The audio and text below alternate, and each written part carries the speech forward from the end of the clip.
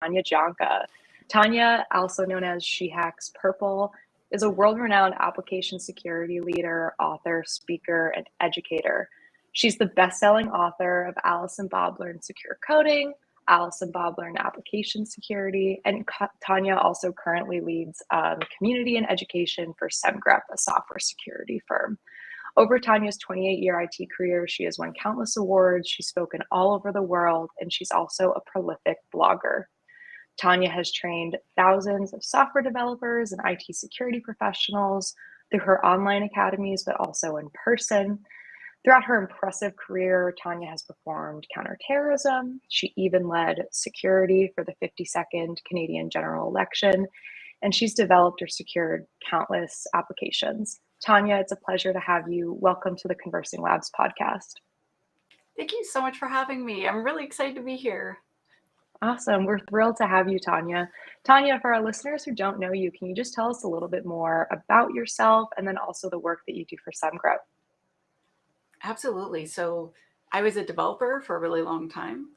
And I also played music in the evenings at bars and music festivals and released albums. And so if you're like, why is there someone with the same name who looks a lot like you on Spotify? That was younger me.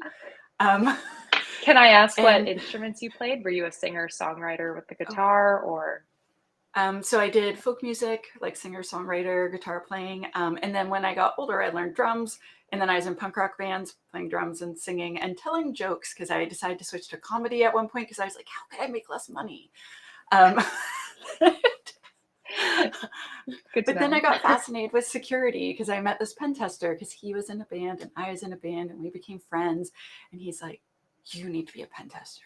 You'd be really good at it. And I was like, no, I'm a software developer. I am the king of IT. I have the best job. And he's like, no, this job's better. And then eventually I became his apprentice. And then I discovered I wasn't meant to be a pen tester. I was definitely meant to do AppSec because I'm a little bit too extroverted and touchy-feely to be a pen tester. A pen tester needs to have a lot of patience. Me, not very good. A pen tester has to be good with spending like a lot of time essentially alone, just punching an app in the face constantly, right? So they have to be very diligent, very detail-oriented. I'm like, I'd love to lie and say I'm those things, but it's not true. Anyway, so AppSec's a lot more social. AppSec is a lot more like huge, big strokes, education, giving a lot of advice, right? And so I was like, yeah, that's where I'm supposed to be. And then I started speaking about it. And I started getting sent plane tickets so I could speak more about it. I got recruited to Microsoft to do developer relations. I started my own company. I wrote some books. I did a lot of things. And right now I'm at Semgrep, and Semgrep makes a bunch of AppSec tools. So like static analysis, software composition analysis, secret scanning. They're all over your code. And what I do for them, so I actually just switched jobs. So since we booked this interview, I switched from heading up, like being the director of community and DevRel and all that. And now I'm an individual contributor. So I basically made them hire a boss for me because I'm sick of being the boss and I just want to create more content. That's relatable. And I was just, yeah. And as like the team was getting bigger and bigger, I'm just like, I have to decide between, am I just going to like double down on management or am I going to like double down on creating content? And I was just like, I think I'm a decent manager. Don't get me wrong. But I'm like, I don't think that's my magic superpower. And I don't think you're getting the best bang for your buck. So it was like choices had to be made. And I was like, so yeah. I'm very pleased so far. I'm getting so much done. That's great. I think it's really cool too to hear your story about how you kind of got started out and looking at what your skill set was, right? Looking at that, emotional IQ piece of, I'm an extroverted person, but, I'm also like a badass at IT. So let's do AppSec instead of pen testing. And same with now, you know that creating content's your jam. So that's really cool. Good for you. Awesome. I wish that more people looked at sort of their personality traits when they matched with a job so that they would do something that fulfills them better. Because sometimes I'll see people and they're in a role and they're like always struggling. And I'm like, so you're really smart. No one's questioning that. But like, maybe this isn't the thing that like fills your cup, right? Like, if it can fill your cup every day, like you're doing the right thing. And if every day you're just like, maybe you're not doing the right thing. Mhm.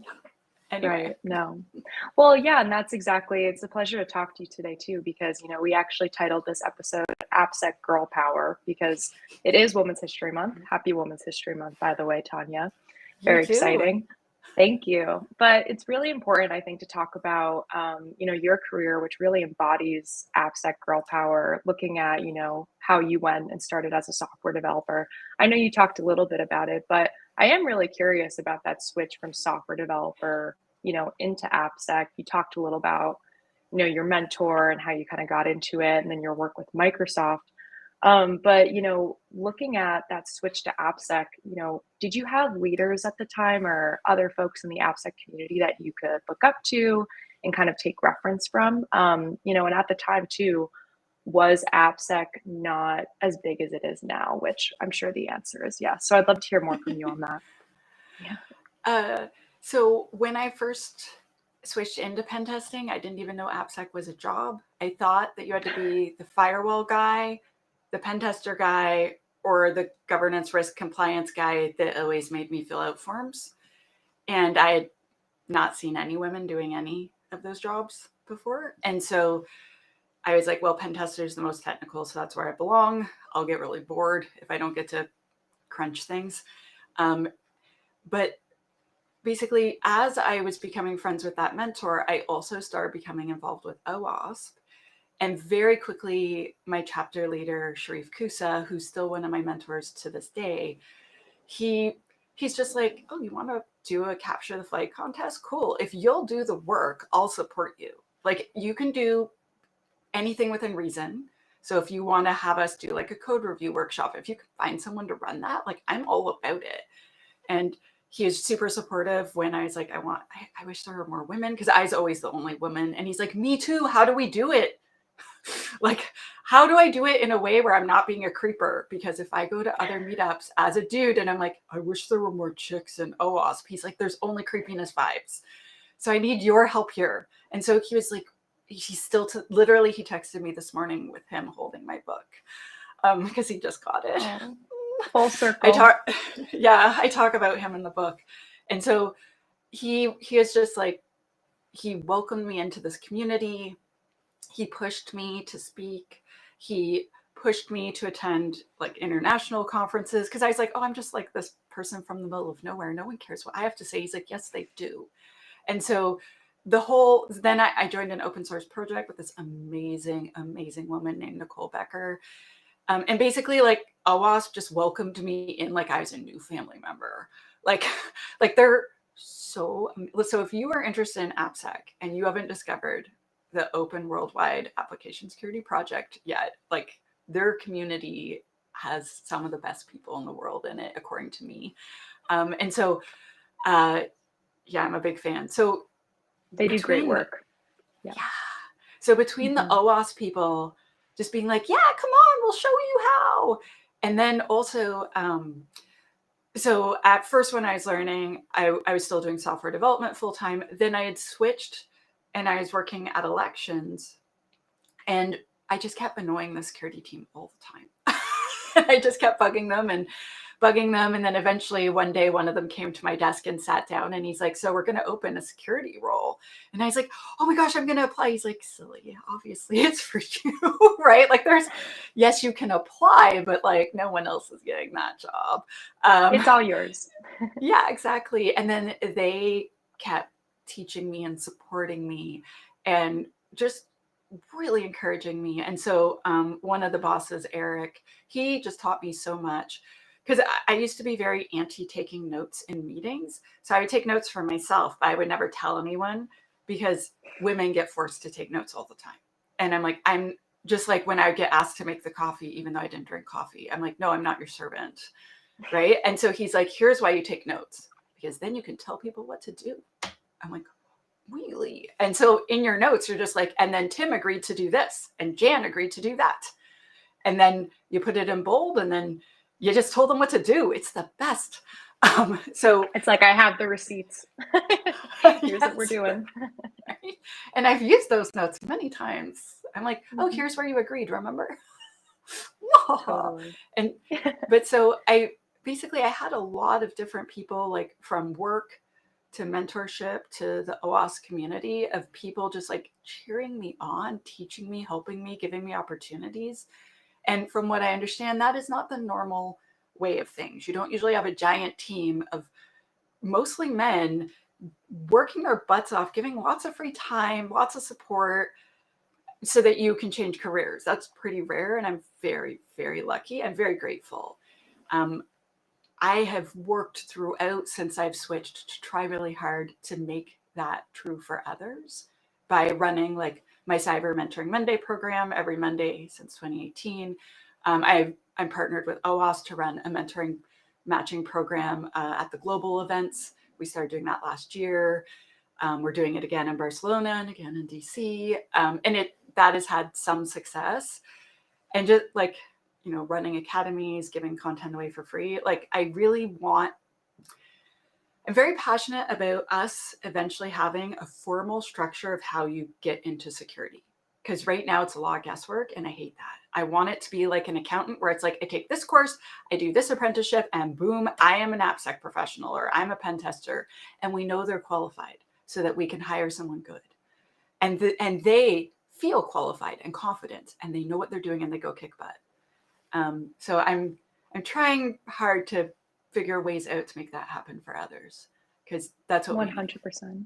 Yeah, I completely agree. I really appreciate how you brought up the folks back at your time at OWASP and your other experiences, how they gave you that sense of belonging. I think that that's a really big part of this, right? Especially like getting into a career like application security. You talking about your experiences, probably being the only woman in the room, the only woman doing it at a high level and teaching other people. There's a lot of power in that. So having that validation from those around you, just that you do belong and you're supposed to be where you're meant to be, that's huge. So thanks for sharing that with us. Yeah, I definitely think that mentorship is also huge. I know that there are some really great groups out there, like Black Girls Hack, for example. They have a great mentorship program. Really important because, how are folks, looking at this industry that's, it's really hard to know like what certifications you need, what kind of experiences like your different companies are looking for. So having that mentorship experience is really key. So thank you for all that great work you're doing. Really awesome. Oh, my pleasure. Mm-hmm. It's not just me, right? Like there's so many people, Right. like Tanisha from Black Girls Hack, like she does amazing things. The whole Women's Cyber Jitsu group, WISP, like when I started, none of those existed.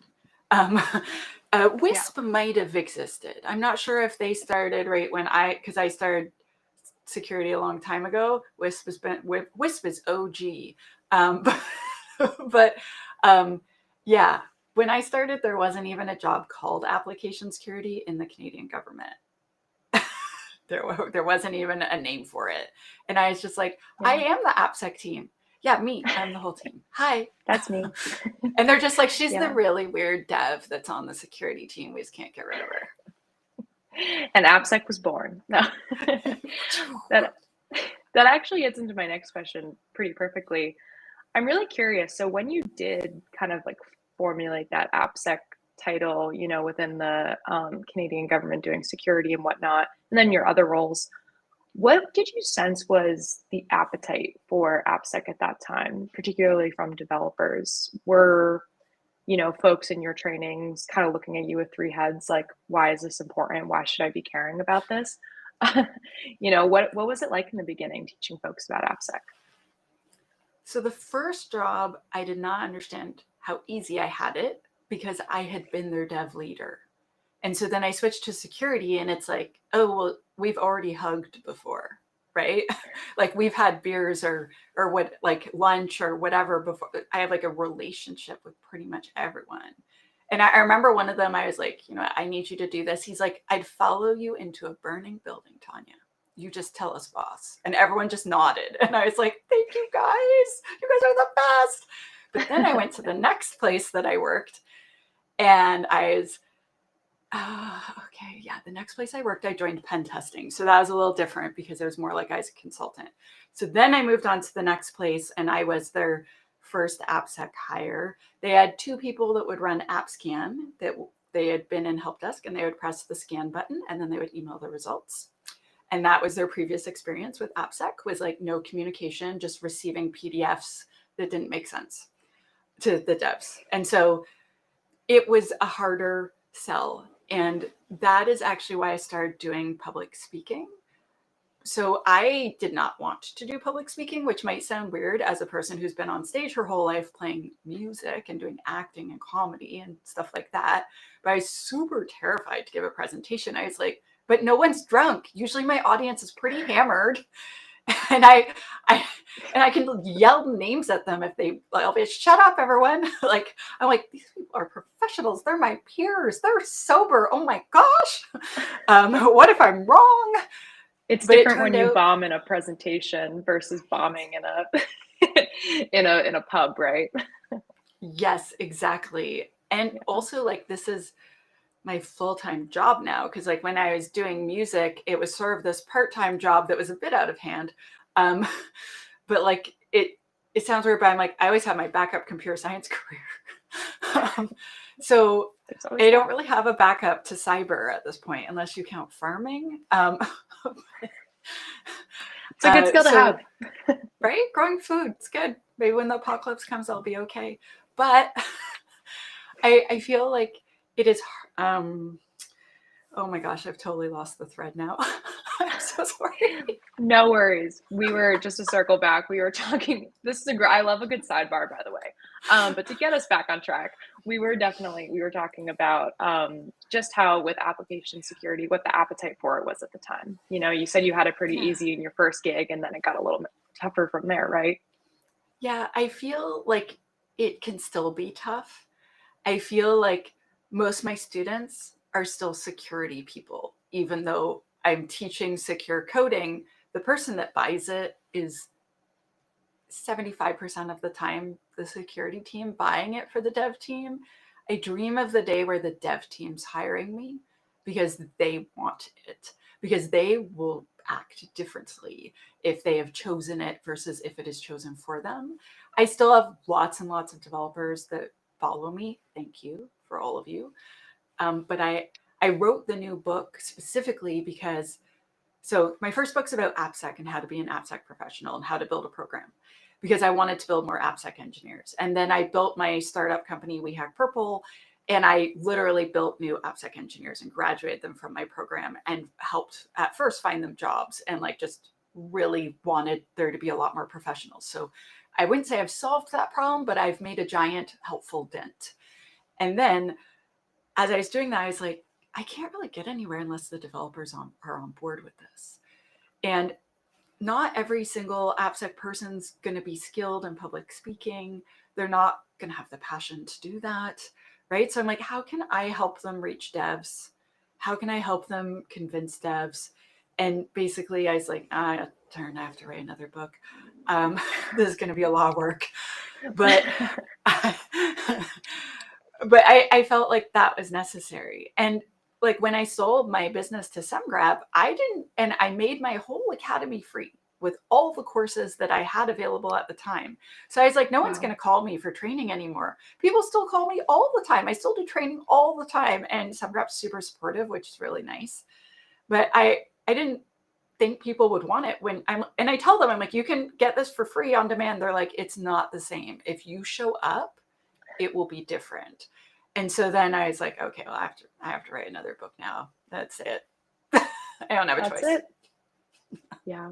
That's actually, perfect segue into my next question. Congratulations on your new book, Allison Bobler and Secure Coding. I did see that it was the #1 new release for software development on Amazon. Congratulations. That is huge. Thank you. It's like a real category. Yes. It's not like in cyber where there's just 4 of us hanging out in that genre. It's like there's real authors here. Yes, a lot. And you were the #1. So talk about AppSec girl power. It's really awesome. So I know that you talked a little bit about, what the premise of the book is, but could you dive deeper for us and tell us more about the book and why you wrote it? Yeah.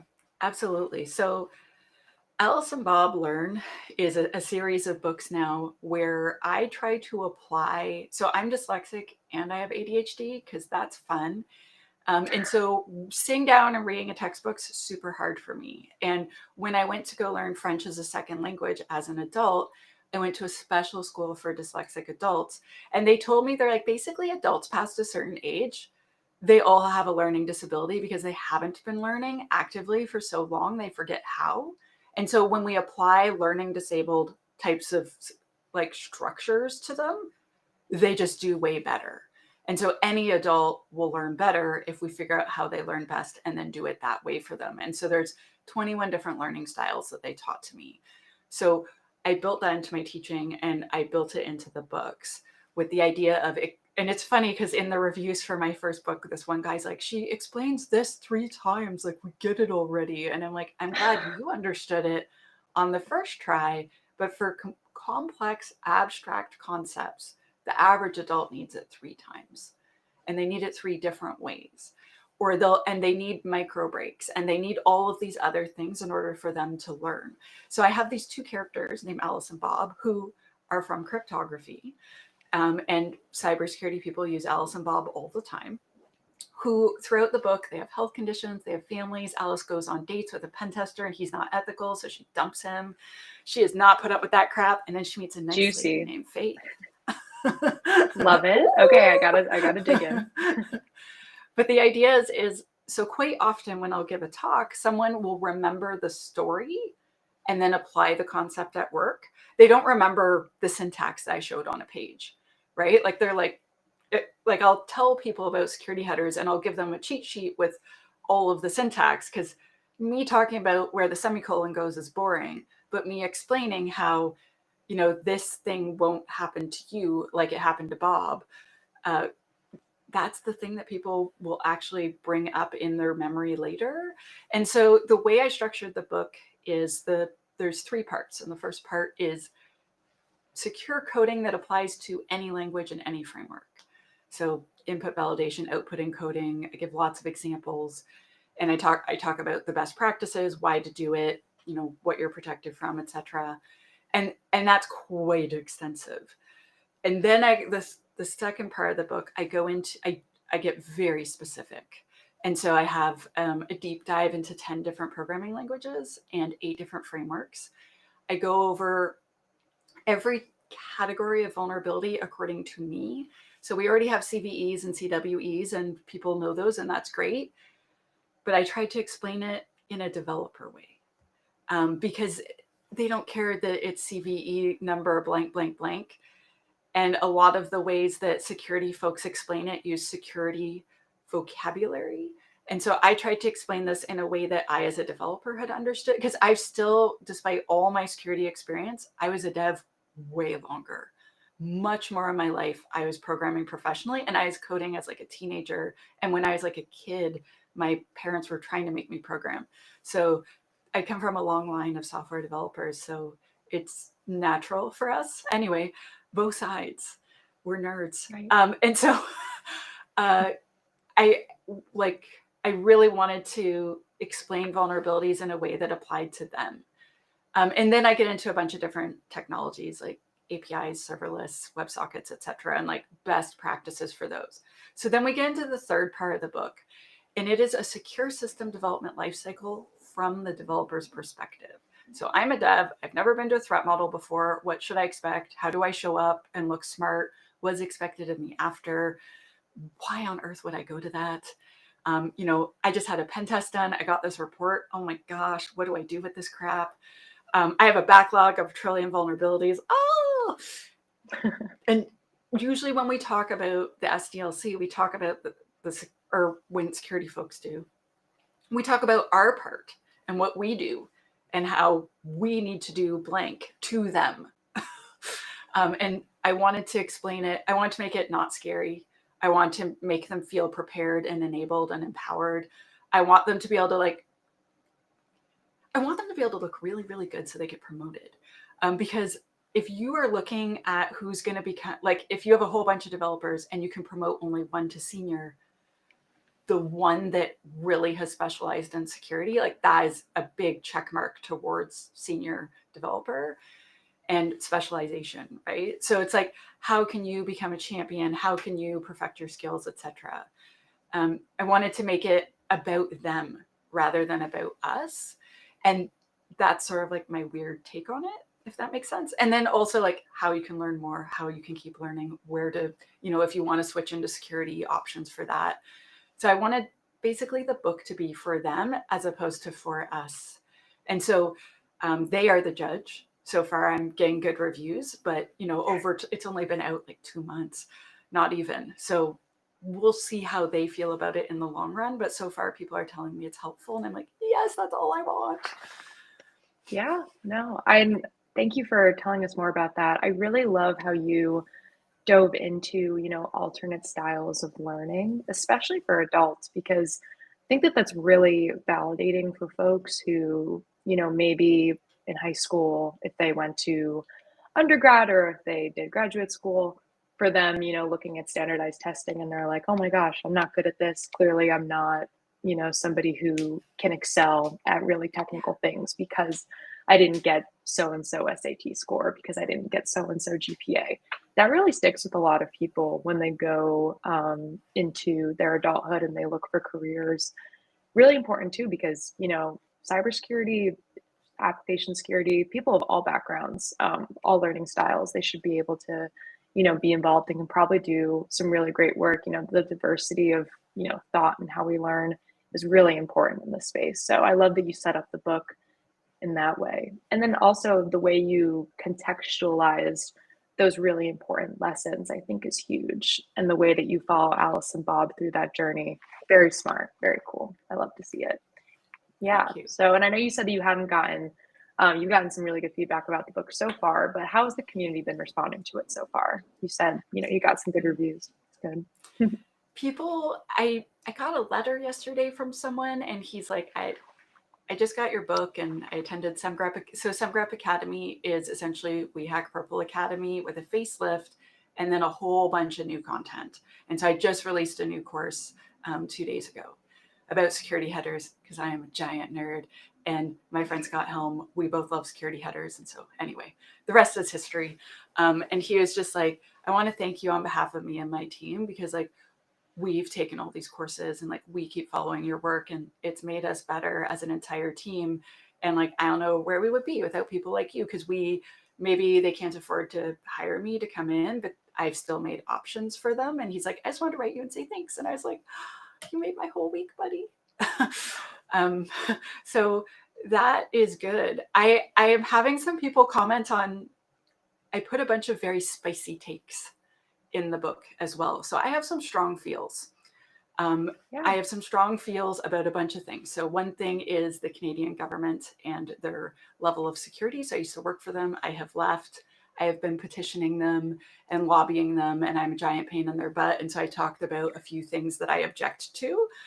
I talked about pen testers. So there are a lot of amazing human beings that are pen testers, and there are a couple that are scum that will just like click the scan button on Burp Suite and then copy that into a Word document and try to charge $10,000 and say they did a pen test. That's not a pen test, that's a scan.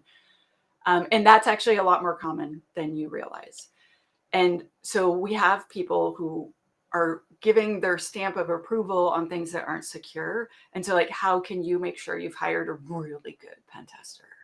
And I actually put my email in the book and I'm like, if you're not sure, I will recommend people that I know do a really good job. Wow. And just because just because they're not on my list doesn't mean they're not great, but I've just seen so many companies get ripped off and it really pisses me off. Like, we're supposed to be the good guys. And so I have like a bunch of things like that where I have tried to lift up the blanket and show people things that are happening, because I want everyone to get good value for their money. I feel like cybersecurity costs too much right now. And don't get me wrong, I really like money. I do. But I don't like it as much as compromising my ethics. My ethics, I like them even more. And I want I want people to trust our industry. And part of that means we need to be transparent and honest. And so I've had a couple of people be like, oh, spicy, Tanya. But I think that that's important. And it's my chance to have a voice, right? And so, for instance, like I talk about privacy and respecting our users. And as a developer, we can speak up in meetings. And I did that when I was at Dev. I'd be like, I wouldn't be cool if you did that with my data. I can be a bit of a jackass sometimes because I'll speak my mind, which I've found out is an ADHD thing where our thoughts just come out of our mouth before we realize it. I did not know. I just thought that was part of me. I guess You're it like, is. wow, it all makes sense now. It does. Yeah, I was getting my son diagnosed, and then I got diagnosed, and it's apparently extremely common. Yeah. But like, I think it is important that all of us feel good and feel ethical about the work we do. And sometimes that means mouthing off in a meeting. And by mouthing off, I mean saying like, I don't think this is cool. Or like, would you be cool if someone sold your mom's information on the internet after they took a cruise with you? I might have gone on a cruise and found out they sold my data after and got really angry. That's not in the book because that was after the book came out. But yeah. I'm learning a lot.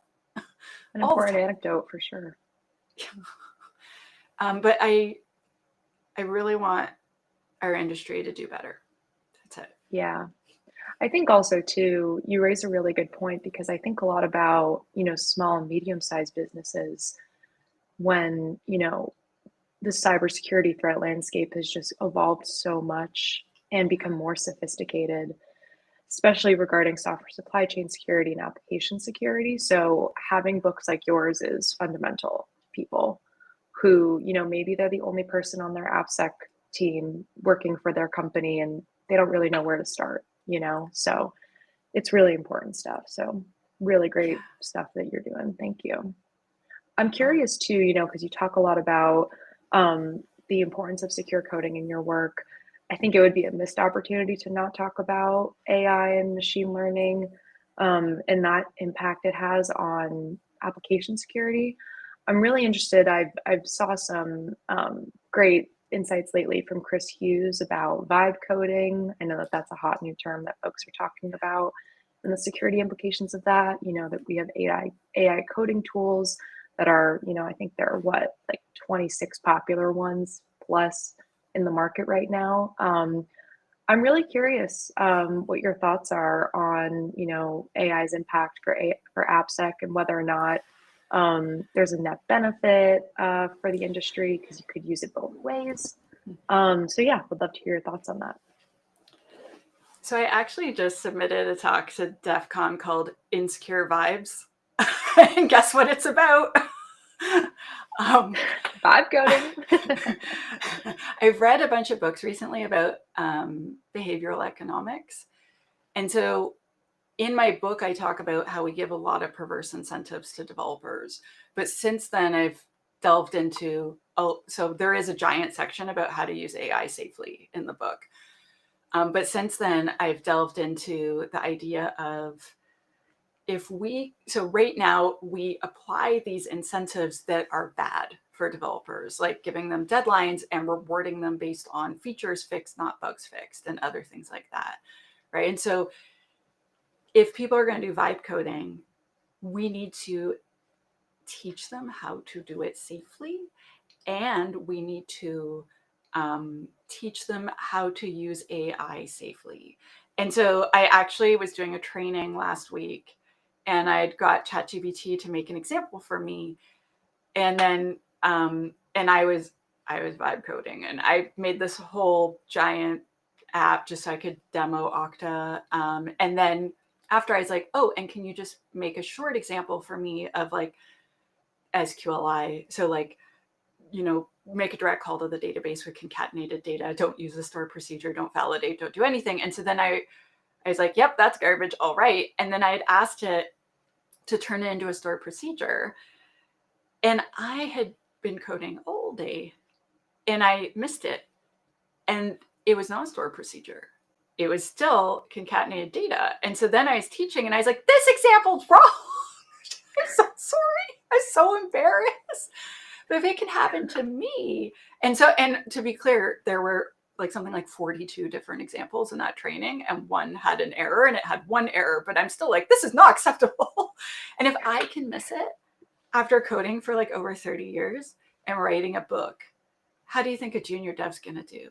How do you think a dev that has had zero secure coding training, or they had it like 7 years ago, right? How are they going to do? And so we need guardrails. We need nudges in the IDE. We need nudges inside the AI. I approached one of the big AI companies that will remain unnamed, and I was asking them basically, like, is there a way that we could train your model on my book? And they said, if there's not at least 1 million lines, nope. Yeah. So I'm working on solutions. I'm not there yet. Is thinking of, yeah. So I don't own the license to my book. My publisher does, but they're happy to license it if you're listening, AI companies. Because what they could do is do a reg server with that inside of it. Also, please don't break copyright and do that unless you pay the 25 cents or whatever that Wiley asks for. But basically, a reg server, what it is the AI goes to that data first and references that as true above all of its other learning. And so because when I was researching my book, Carolyn, it was not good news. There was lots of examples. Like, I read lots of blogs where I'm like, that's wrong, that's wrong, that's wrong. And they were supposed to be secure coding blogs. Or they're like, do this. And I'm like, why? And their explanation was wrong, but the answer was right. I'm like, okay, there's a lot of misconceptions out there. And so ChatGPT, Claude, etc., Tab9, they all are doing the best they can. But like, who has 1 million lines of known secure code for them to train? I don't have that, right? And who's willing to let them train on it? So we're in a bit of a catch-22 at the moment, but I am hoping people like me, I don't know if you've heard of Jim Manico, but he's awesome. He's amazing. He's Take your word for it. Yeah, he's shown me endless kindness. So he does secure coding training too, and he did a talk at Snowfrock recently and at NDC about how to prompt the model to get way better code out of it. I'm like, oh, Jim, we need to hang out more. And so, like, between my research and his prompting, we could do something pretty amazing. I feel like we need to have more nerdy researchers like him, me. There's so many, Scott Helm, Troy Hunt, like, there's so many people that are like hot into this. Get a whole bunch of them together and make some sort of overlay for the AI that just automatically secures you. I feel like that's a thing that needs to happen. Poor Jim. He's calling like, all nerds. My ears are burning. Let's get on it. Yeah. Seriously. But there's a bunch of people that are very interested in this. And I know, like, I've spoken to some people from Anthropic, and they're like, oh yeah, security is very important to us. And like, they're working on it, but it's not perfect yet. So if you're a developer and you're listening, what can you do? Every single time ChatGPT gives you something, you need to be able to read and understand it. If you cannot read it and understand it, you should not be checking it into prod. If you like, a thing you can do if you don't understand is say, walk me through this, and it will sit there and walk you through and tell you what. And if you still don't understand, then you better not copy that code. You can ask your peers to help you read it. If you can't understand it, that's the first step of no. So once you understand it, then have you applied the secure coding principles to it? So if you have read my book, just use the summary of part 1. So I made a checklist. I love checklists. Me too. Have one every day. Yeah. And I'm making it into like a downloadable secure coding policy because that is how I roll. But anyway, go through that checklist, and it's 9 pages. See if everything applies. Like, if it follows those rules, you're probably pretty good. Then you'd want to still run a stack analysis tool, ideally in your IDE. So you could just do it at the spot. You don't have to wait. But if you do it later, like after you check your code in or in your CI, like if you want to do it later, I guess you can. I'm a control freak. I want to do it myself, but teach their own. And then consider checking it in. So if it passes all of those checks, but if you don't understand it, then it's dangerous, right? It's the same as copying stuff off Stack Overflow. There's a ton of geniuses that post on Stack Overflow, but there's also 1 or 2 evil jerks. And there's also a couple of people who just make honest mistakes, right? And just because it's voted to the top does not mean it's safe. So, and the Stack Overflow people know this and they worry about it too. I've been contributing to their blog lately, and like, they want people to write secure code. They do. Yeah. But it's hard with a giant forum with millions of posts and millions and millions and millions of users. Yeah.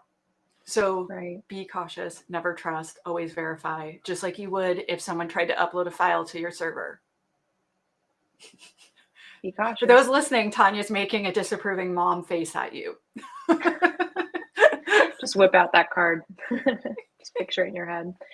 Yeah, so that's really good insights there. And I'm curious, do you feel as though there is this longing from the majority of the AppSec folks that you're working with? I mean, developers as well, but AppSec specifically, to focus on AI and ML security more than ever before? Yes and no. So I feel like the average AppSec person's wildly overwhelmed. I feel like the average AppSec person, so I also submitted, so I've been writing talks the past 2 weeks. So I submitted another one called Crushed by the Backlog, because we're being crushed by backlogs. We have these tools that scan and they try to find everything under the sun, and not everything it finds matters. Like if you sell juice, do you think there's a nation state that's going to work really hard for months at a time to try to break through your TLS because you're using TLS 1.1 and technically that's broken? No, no one gives a shit. Sorry for my language, but like, Yeah. no one's going to work that hard to hack the juice company. And their juice is delicious. Don't get me wrong. I'm sure they're doing a great job. But like, if all they do is give away recipes on their website and tell you where to buy their delicious juice, like, it's just like, do we need to worry about TLS downgrade attack? Like, we're fine. And so tools focus on what's easy to find in an automated fashion, not necessarily what matters. And so that is like a huge issue that our whole industry is facing right now. And we're overwhelmed by this. And so then you pile AI on top as this giant, huge extra weight. And so I am hoping all of my AI or all of my AppSec colleagues will figure out how to use AI for themselves so that it is their best tool instead of their worst enemy. Like when, so at Semgrep, we did our performance reviews recently and we had to write self-reflections. I haven't had my review yet, but I wrote my self-reflection and they're like, thank you. I feel pretty confident it's going to be good. Because my boss tells me I'm good. But anyway, the HR team was like, you are responsible for what you submit, even if you're an idiot and just copy and paste it out of ChatGPT. So here's cool things you could do is, so you write an answer and then you give the answer to ChatGPT and the question and say, did I fully answer this question? Or what I like to do is I write out the answer in my super casual language. And then, so I used to have to do QBRs, and not being the director anymore, I don't have to do those. I hate QBRs. Those are quarterly business reports for those that, and when I was a CEO, I loved receiving them, but I don't just say I don't like writing them. Anyway, and so I would write all of it out and get all my stats and everything. And then I would get ChatGPT to make it pretty. I'm like, can you make this sound super formal and appropriate for a QBR instead of, so that sucked. Like, right. And so then it would like help me format it. So I'd have bullets and stuff like that and just like save me time with writing. When I was filling out the applications, all of the calls for papers are like, is there anything else you want the board to know? And I usually just leave it blank. And so I was like, ChatGPT, should I put something in there? And they're like, yeah, you should. Tell them why you think this talk matters. Tell them why you think it's worth them booking you. Like, tell them this, tell them that. I'm like, oh yeah, I should do that. Thanks.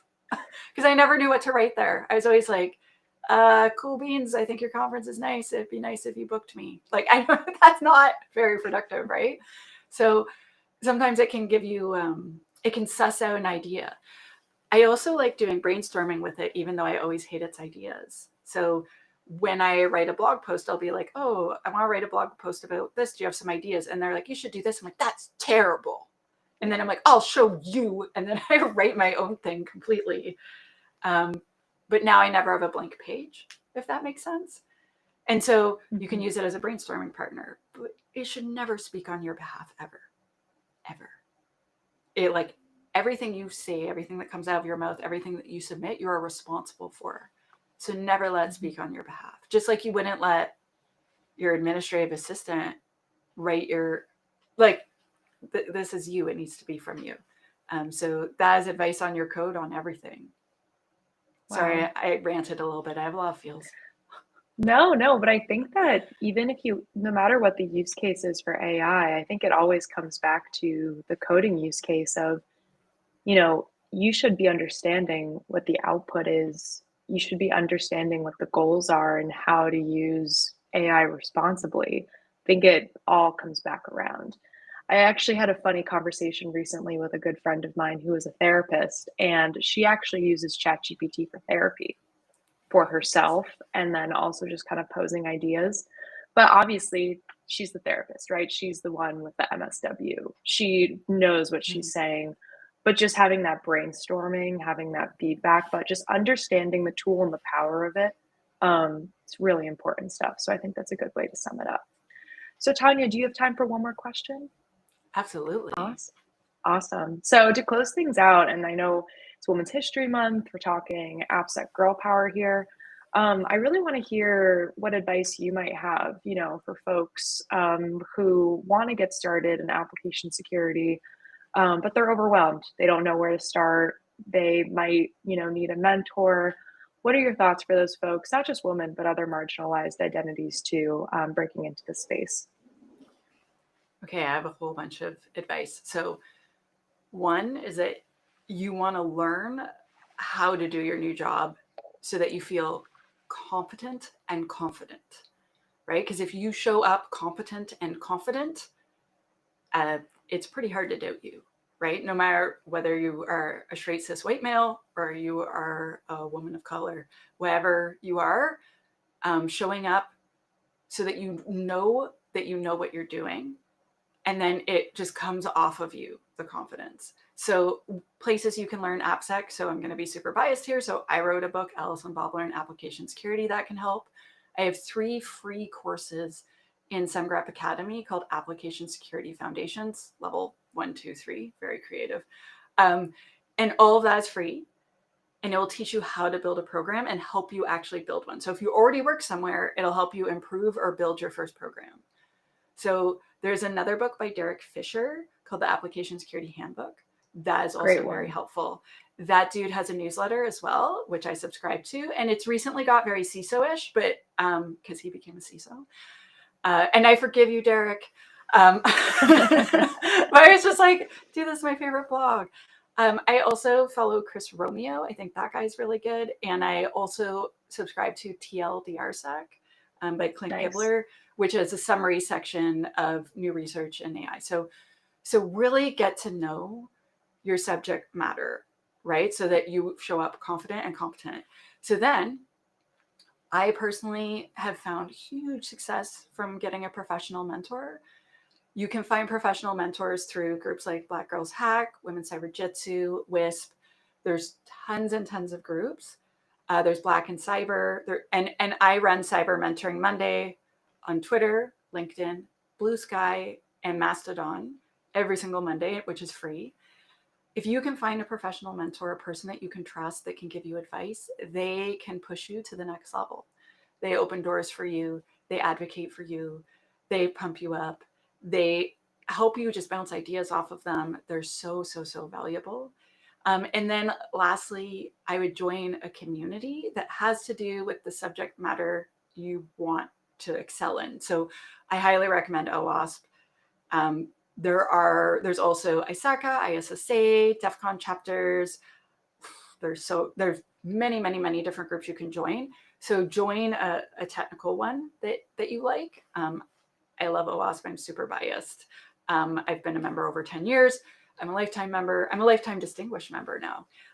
But I know I got the award in the mail yesterday, and I'm still really excited. Congratulations. Thank you. I love OWASP too, so I'm biased as well, but congratulations. But then also consider joining a community for whatever you are. So if you're a woman, if you're a person of color, if you are disabled, if you are from Chicago, join a Chicago group, right? So that you can have people that feel like you. So they feel like your peer, they have the similar struggles to you. And so by doing that, that helps you feel heard and seen. They can help you judge things better. So I'm part of a bunch of different women's groups, and it's really helpful. So I remember I kept getting blocked on Reddit from various subreddits for doing what I felt everyone else was doing. So I would share articles I wrote about the topic that did not sell a product. And then I would get banned, or I'd have my thing taken down by the mods. And then I'd see dudes do the same thing, and it wasn't weird. And it didn't occur. I was just like, there's other users and they do it. Why is it bad when I do it? And then I told like the women's group, they're like, yeah, Reddit has some sexism. Not every, so it depends on the mod, right? But they're like, yeah, that specific one, I'm banned from it too. And it turned out like a whole bunch of women were banned from the same one. And we'd all just done the same thing the male people had done. And it was like, fuck. So it helped me see a thing that I wasn't seeing, because I was just like bashing my head, like, why is this a problem? And like all my colleagues at Microsoft who happened to be men weren't having any issues, and we just couldn't understand what the problem was. Wow. And the women were like, it's this. I was like, that explains a lot of stuff. It just had not occurred to me. And we help each other, etc.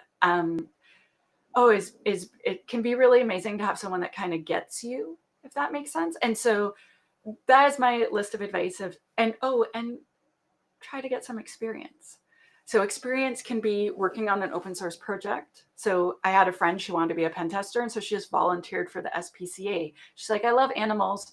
And so I just offered to do a free pen test for them. And I know it's not the best pen test, but it's way better than the no pen test they had before me.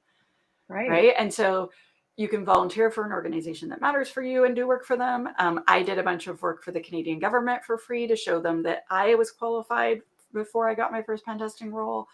Like, you can, like, one of my professional mentors helped me get my first bunch of contracts. They don't always help find you work. It is not their job to find you work, but sometimes they will, and that's really nice. So getting experience can be really hard at first. And so sometimes volunteering is the way, just to have something on your resume. Definitely. That all makes total sense to me. Really important stuff. Thank you for sharing that. All those really great anecdotes. I'm sure a lot of people look to you, and we'll share Tanya's socials and everything. You can follow all the great stuff she's doing. And I'm sure you post constantly about all of these really great organizations that folks can get a part of. So Tanya, is there anything else that I didn't ask you that you wanted to share with our listeners today before we close out? So there are two things which I'm hoping we can put in the show notes. And one is, if you join my newsletter and you bought my book, or even if you didn't buy my book, I'm doing free live streams for every chapter. I'm thinking I'm going to start them at the end of June. And basically for every chapter of the book, I'm going to do a free live lesson, which will then be recorded onto YouTube. So if you missed it, don't worry. And I just invite a bunch of experts on. I did this for my first book, and there's a zillion views. And so basically universities want to pay you almost nothing if you're an adjunct professor. So I'm like, well, then I will get paid nothing, and I will do it my way.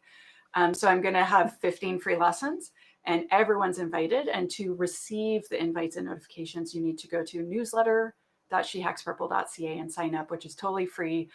And all I do is just give you all the content I made each month.